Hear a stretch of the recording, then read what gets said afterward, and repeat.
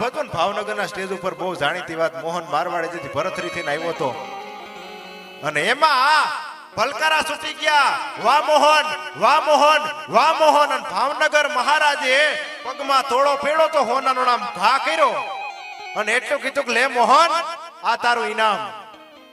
અને ત્યારે મોહને એટલું કીધું કે હમ ન જોયું. બીજી વાર કીધું કે આ તારું ઇનામ, હમ ન જોયું.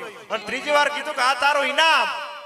અને ત્યારે એ મોહન મારવાડી એટલું બોલ્યો તો બાપુ માફ કરજો પણ અટાણ તમારું ઇનામ લઈ નહીં. કે કેમ? કે તમે તો અટાણ 1800 પાદરના ધણી છો પણ હું 92 લાખ માળવાનો ધણી છું. ભલા માણસ આ ઇનામ લઉં ને તો વેહ ભૈજવો ન કહેવાય, વેહ લઈ જવો કહેવાય.